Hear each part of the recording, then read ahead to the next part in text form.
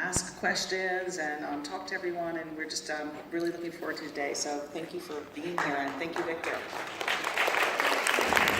Okay, so we're kicking off today with our moderator, Claire Fox, and how this will work is she will be having a wonderful conversation with the esteemed Fran Drescher, and then we will roll right into the panel. So I encourage you to stay, and Claire will keep it rolling along.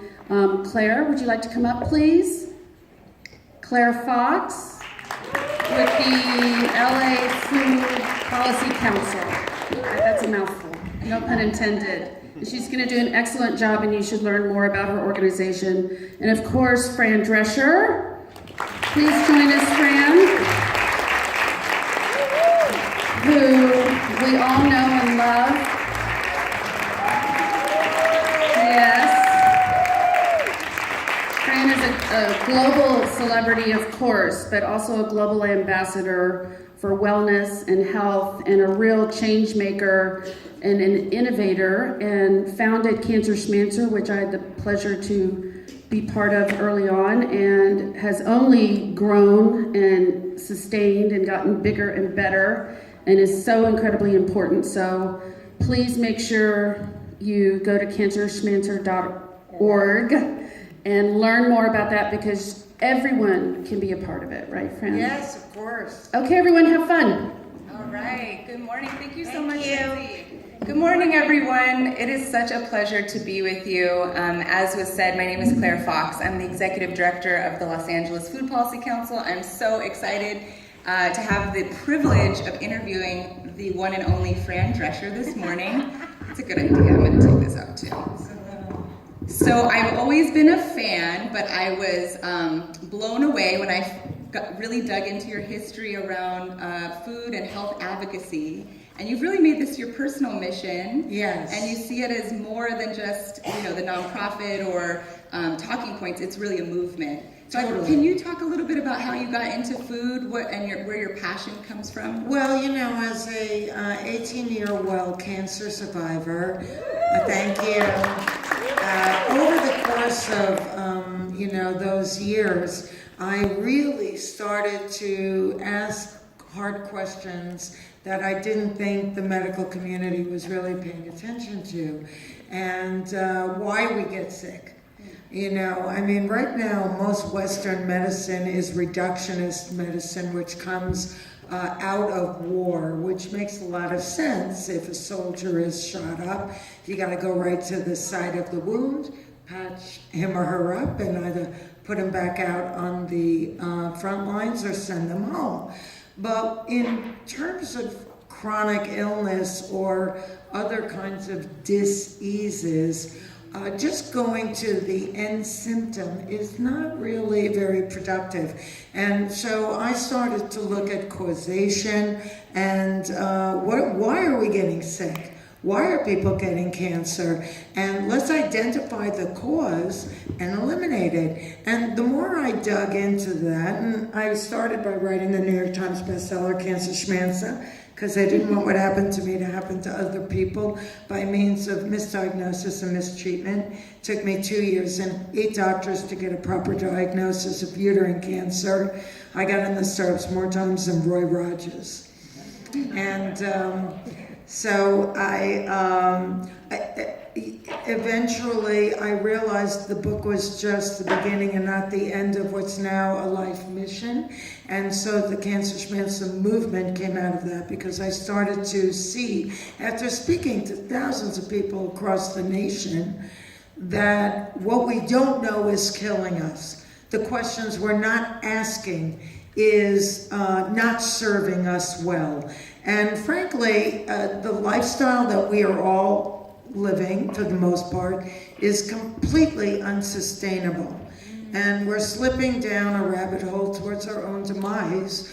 But, the good news is a lot of big business pharmaceutical companies that are getting very rich. And there's a lot of money in sickness, not as much in wellness. So, if you approach life that way, you'll start to question the status quo more. And I did that. That's my thing. I try and challenge the status quo and come up with a new system, a better system. And that's why I feel like I got famous, I got cancer, and I live to talk about it. So I'm talking. Once you wake up and smell the coffee, it's hard to go back to sleep. Well, what are we eating? That's like the most major element to how our bodies function. You are what you eat. And this year, we're actually on Tuesday, the 23rd, we're at the Dorothy Chandler with the Fran Drescher Masterclass Health Summit. So if you want to extend the knowledge that you're learning here and come see me and a collection of unbelievable doctors who I have cherry-picked, these people went to medical school, drank the Kool-Aid, started practicing in traditional medical institutions, began to challenge the status quo, began to question whether there might be a better way, and then got woke and reinvented the wheel.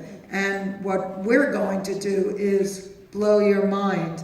And this year's theme is how you live equals how you feel. You don't feel well, start looking at how you live. Do not try to suppress your symptom and muzzle your body of the very whispering information it's trying to give you. It's unhappy. Don't suppress the symptom. Start asking, what are you doing to make your body unhappy? Honor your body. Use your purchasing power. You know, we may not have as much influence in Washington as we would like to, because most of the elected officials are beholden to big business, deep-pocketed lobbyists. But where you do wield a lot of power is in your purchasing power. Your consumerism speaks louder. What you buy, and for that matter, what you don't buy, is not only your vote, but also your protest. So become a mindful consumer, not a mindless consumer. If we all collectively stop drinking colas today, they'd stop making it tomorrow, that fast. You don't need regulation or anything. The bottom line is greed. So hit them where they live. Force them to be responsible in their manufacturing. Thank you. So, speaking of challenging the status quo, can you tell us a little bit more about what you're most concerned about when it comes to food in our food system? I appreciate you asking that, because the thing that I speak about over and over again is to boycott industrial farms. Industrial farming is the worst thing that's ever happened to our food supply, and we must put them out of business. The 20th century was filled with big business industrialists and chemical companies and war chemicals and agrochemicals, and somehow all of that got repurposed onto civilian life. And stop buying it. Put them out of business. One of the most egregious things is glyphosate, and that is the weed killer that is also found in GMOs, and it's water soluble, which makes it so dangerous, because it goes into the ground, it goes into our water system, it goes into the air. It is everywhere. It is so pervasive and so toxic and so unnecessary. So you have to really start questioning, what am I eating? Because do you really want to eat an animal that's living a Dickensian life and being fed GMO grain and hormones and antibiotics? That's what you're eating. If you're going to eat an animal, then make sure that animal is living the way God intended it to live. out in pastures, out in the sun, out in the fresh air, free to roam. Because the only reason to eat an animal is to ingest the massive amounts of healthy soil that animal is eating from the grass that it's, out in pasture eating. Soil, we need to eat healthy soil. We're too freaking clean. And there are elements of the soil that we need, frankly. We are of this earth. And somewhere along the line, the human has got this idea that everything is here for our benefit and we can control it and change it and fix it and make it so that it accommodates us. And this whole concept of convenient, modern, fast, forget it. Everything old is new again. Start reading labels. At Cancer Schmancer, we have the Detox Your Home program.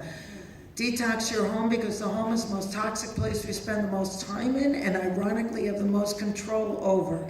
We ask you to take the in, on, and around you challenge. What are you putting in your mouth? If you're eating a strawberry that's not organic, you might as well be eating a sponge soaked in pesticides. What are you putting on your body? All your personal care items. What are you putting, all your oral hygiene? If your toothpaste says, do not swallow or call poison control, throw that away. Toothpaste should be like food. All ingredients, whether you're cleaning, gardening, eating, should be nothing more than what might have grown in your grandma's garden, period, end.